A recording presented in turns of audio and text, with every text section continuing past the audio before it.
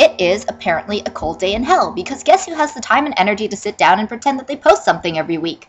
If your answer was Tsunayoshi, then you're 100% correct.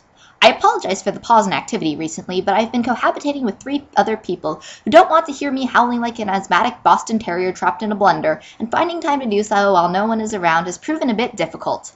But golden opportunity has presented itself, and I fully intend to seize it by its balls, so without further ado, Reborn Chapter 302, otherwise known as the chapter where things actually start to happen again. The Vongola's cruise to random unspecified deserted island has begun, and while everyone is pacing the deck, enjoying the cool spray of ocean mist on their faces, soaking up the sun, and praying to every deity and every pantheon imaginable that they don't get their skulls embedded into slabs of concrete again, the Ninth's guardians appear to discuss a pressing matter with their boss. Boss, they say, we've contacted the old guy hive mind, and everyone agreed that it probably isn't a good idea to send 3 teenagers and a 5-year-old to go fight the guys who kicked our asses yesterday.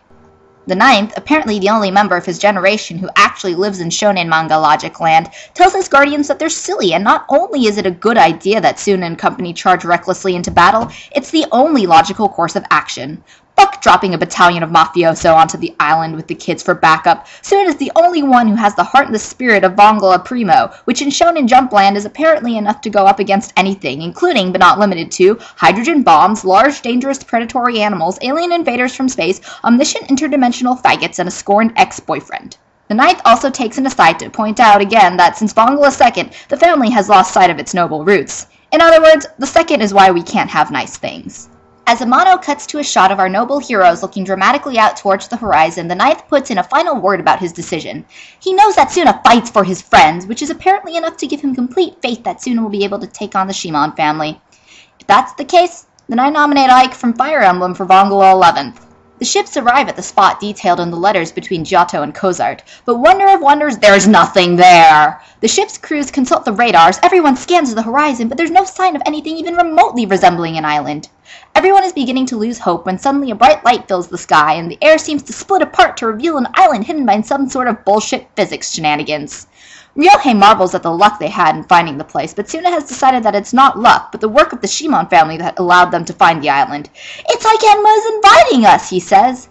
In other words, the island magically appearing out of nowhere is apparently something akin to Enma pulling on a dangerously low-cut top, squeezing his metaphorical breasts together and leaning over in Suna's general direction.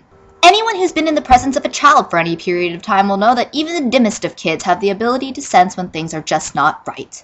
Everyone's heard things like, why are mommy and daddy fighting? Or, why is my goldfish swimming the backstroke? Or, why is daddy wearing mommy's dress? Lambo, on the other hand, exhibits a stunning disregard for the situation at hand, boards an inner tube and begins babbling about how he's going to float around in the ocean and drink coconut juice, which just makes me think that the day that Lambo was born, he slid out of his mother's birth canal and wasted no time in plummeting headfirst onto the cold tile flooring below. The boys arrive at the island, and there waiting for them in a dramatic fashion is none other than the Shimon family, who I actually expected to appear in a formation akin to the Ginyu Force pose from Dragon Ball Z, or the Kogurasumaru victory pose from Air Gear.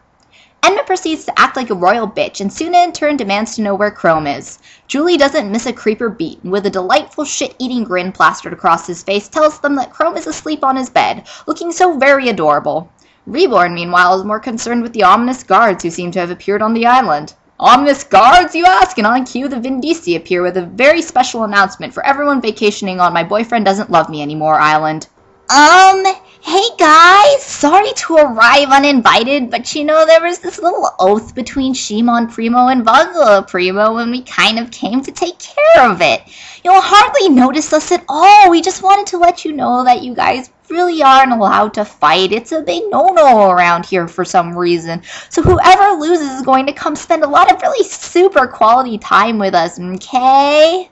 Enma's totally down and groovy with the entire loser gets fucked up the butt and then dragged off to be a part of the Vindisi's personal goldfish collection business, and Tuna expresses a token amount of shock at his behavior and begins to think that maybe it was a bad idea to wait until after the inheritance ceremony to get the ring and propose to Enma.